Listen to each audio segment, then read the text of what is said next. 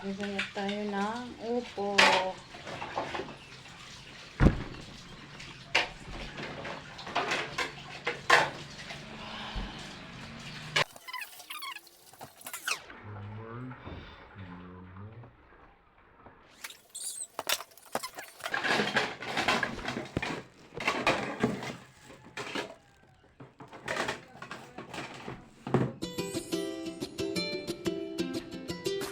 Yan nga, no, mga marihin at parihin, magluto tayo ng pangmahirap na ulam.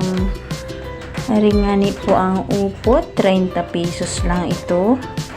At ito ay 20 daw. My God, mahal naman, 25 ko lang. Dahil naubusan tayo ng gasol, doon tayo sa kahoy, pangmahirap lang talaga. Yan, ang gatong natin. Talaga tayo makakatipid ngayon. Mahal-mahal ng gasol. Magagisa tayo ng upo para tayo ay hindi makalimot sa po at upo.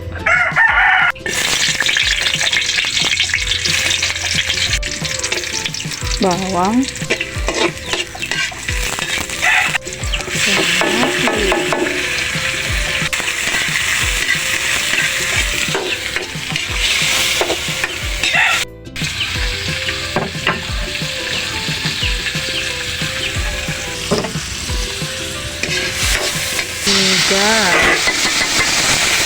Ang sandamakmak na upo. Hanggang gabi na po rin ulam na rin. Yan, punong-puno ang kawali. Sa halagang 30 pesos, may ulam na kami. Ganito nga ni po pala ng paminta para siya'y masarap. Mabango-bango.